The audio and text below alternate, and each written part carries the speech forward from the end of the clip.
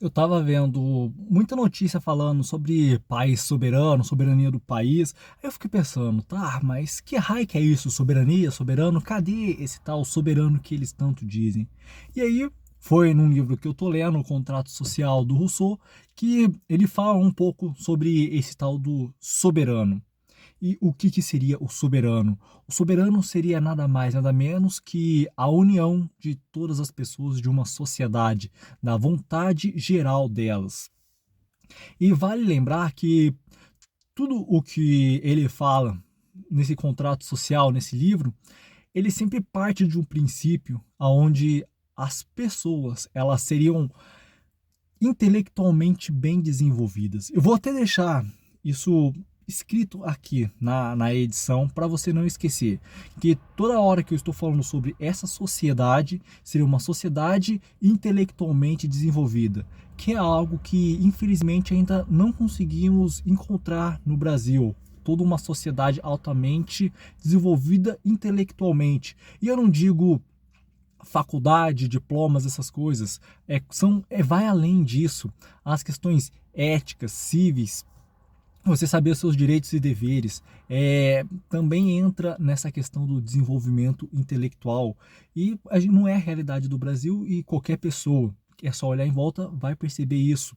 E é até triste de ver, porque você pode muito bem ver nessas manifestações, independente do lado político e tudo mais, quando são entrevistados, você percebe pelo rosto deles, é triste, você vê que é vazio, eles simplesmente repetem algumas frases, algumas palavras que ficam martelando na cabeça deles, mas eles não sabem sobre o que eles estão falando. Chega a ser triste de verdade essas coisas.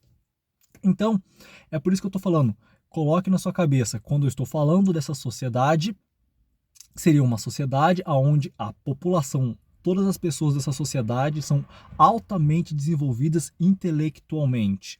Elas sabem sobre política, elas sabem ler, sabem escrever, elas têm um conhecimento do que é certo, do que é errado e, além de tudo, a vontade geral, esse soberano, seria, como eu disse, a união de todas as pessoas, dessa vontade geral, e a vontade geral sempre seria voltada ao bem maior, ao bem de todo mundo, do grupo. E para você entender, quando eu digo vontade geral novamente, não é a vontade da maioria, porque imagine só, uma cidade com 100 pessoas, para você conseguir entender, 51 pessoas querem derrubar uma floresta para fazer uma quadra para se divertir. Mas o que acontece? Se derrubar essa floresta, o impacto ambiental seria gigantesco para essa população.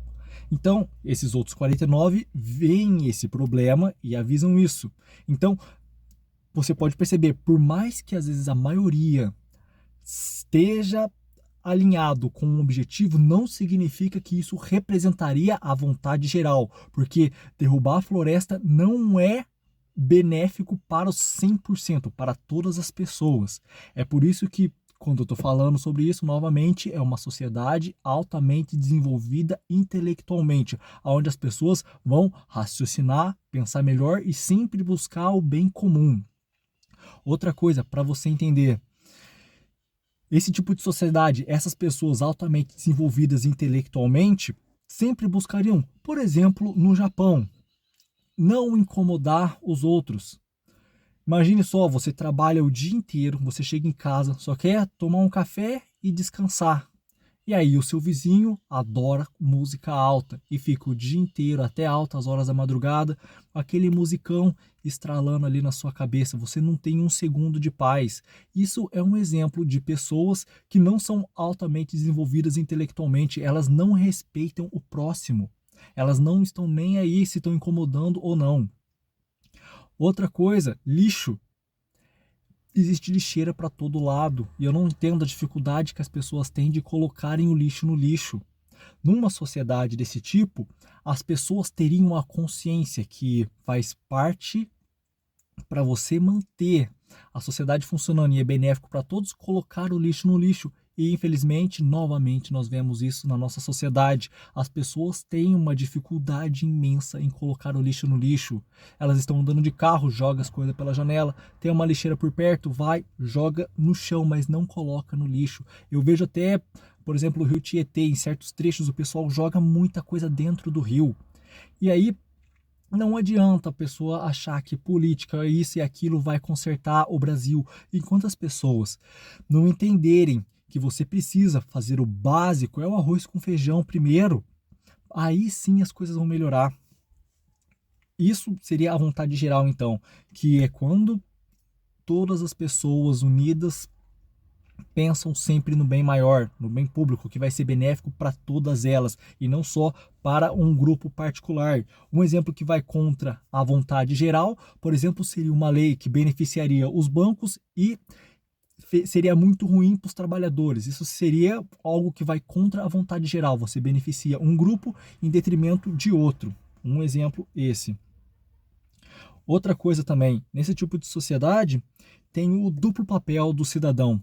Ao mesmo tempo que o cidadão é um ser soberano, porque ele faz parte. Quando eu digo soberano, não é uma pessoa, é o conjunto, é a sociedade, é a vontade geral. Seria tipo uma entidade formada pela vontade de todo mundo.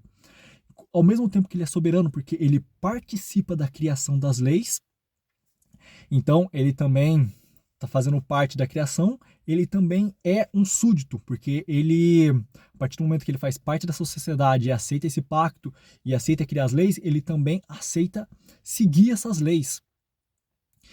E eu fico impressionado que as pessoas querem que esse é um mal de democracia, o desenvolvimento intelectual das pessoas. Elas estão sempre deixando para outras pessoas tomarem as decisões. Mas ao mesmo, se você quer ser soberano, se você quer que as leis funcionem, você precisa entender sobre isso. Você precisa participar, porque se você está deixando para outra pessoa tomar as decisões, logo o soberano deixa de existir, a vontade geral deixa de funcionar. E isso entra em um outro problema, porque o Rousseau mesmo diz que o soberano ele não se divide. Não pode deixar para outras pessoas, outra comunidade, outro grupo tomar as decisões. Porque se o soberano é o desejo, a vontade, é o pensamento coletivo da sociedade, você tem que estar participando. E não precisa estar toda hora ali como um deputado, um senador, um plebiscito já é uma participação. Você tomar cuidado até mesmo com o que você comenta, com as coisas que você compartilha, tudo isso vai influenciar a vontade geral, tudo isso influencia e impacta a vontade geral da nossa sociedade. Quando você compartilha uma notícia falsa, uma notícia mentirosa, aquilo vai impactar, porque muita gente acredita, ainda mais com esses problemas das IAs que a gente tem hoje em dia.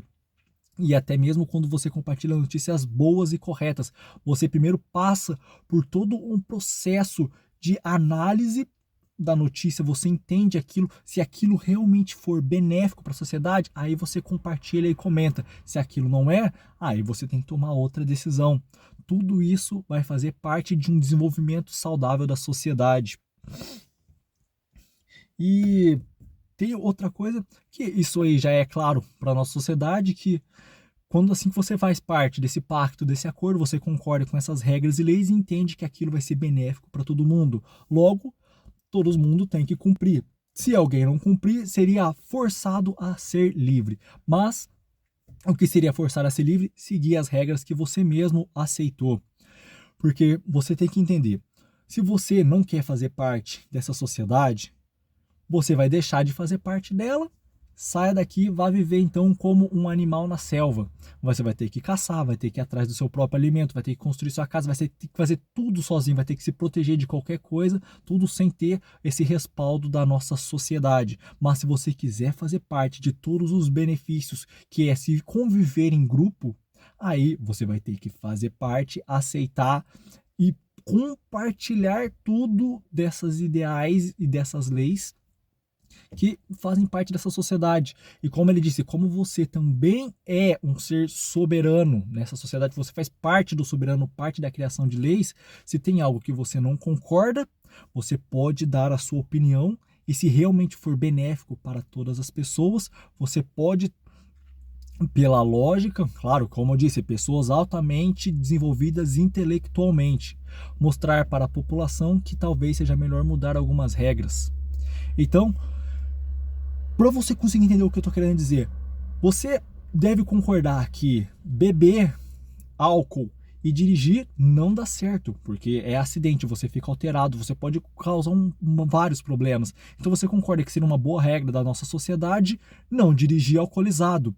Logo, se você desrespeitar essa, você tem que ser punido, porque você também concordou que não é legal você beber álcool e dirigir. Isso seria um exemplo de liberdade. Mas se você quiser voltar à sua liberdade como um animal não fazer parte da sua sociedade, aí então que saia daqui. Porque quem quiser conviver nessa sociedade vai ter que aceitar, dentre as regras, que beber e dirigir alcoolizado não pode. É tão simples entender isso, mas a maioria das pessoas parece que elas não conseguem entender.